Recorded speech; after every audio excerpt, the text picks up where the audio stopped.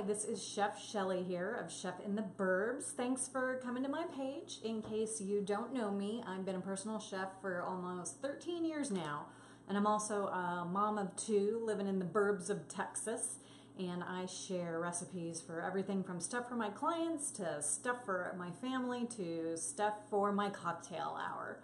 So today, I know you don't want to hear this because it's only October, 26th, but the holidays are coming, and whether that's a good thing or a bad thing, it does mean more drinking, and that's always a good thing because it also means more food. You need to have a little something to tamp down all that alcohol.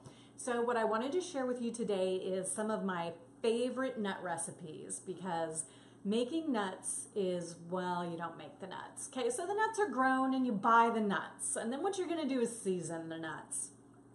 There are a lot of different ways to do this, but I have some tried and true. I have one sweet nut recipe. Oh, and this, by the way, is for my friend Deanna, who said, it would be so awesome if I could see your kitchen dirty. That would just make me feel so much better. So here you go. You can see I've got crap piled all over the counter. I've got crap piled all over this island. I've got crap in the sink over here. There's just crap everywhere. So back here I have some nuts that I've made, and one of my favorite techniques that you might not have done before is actually brining the nuts.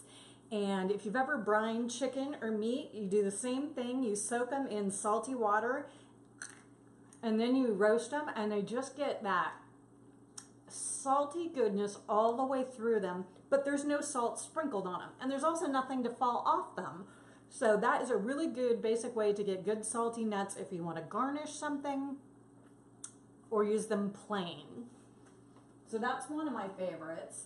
Then, of course, there's doing nuts in the oven, which is all well and good. You season them up any way you want to. These have, thyme, and also one of my favorite weird ingredients that I encourage you to get, white wine chicken marinade. And I used to call it white wine Worcestershire because it's by Lee and Perrins, the ones who make the famous Worcestershire sauce that comes in the paper wrapper.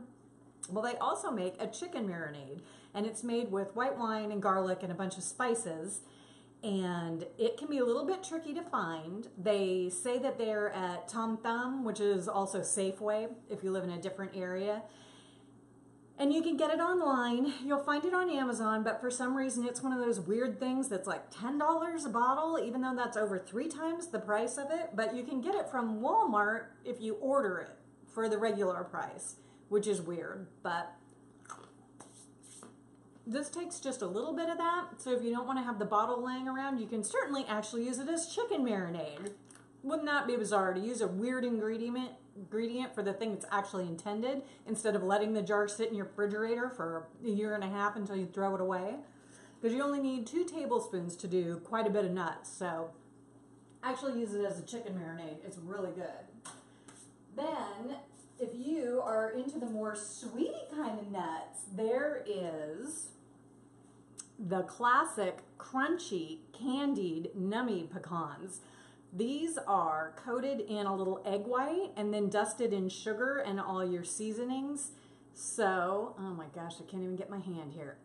Move. There you go. Sorry, I have a new camera, so this is going to be a big learning exercise for me.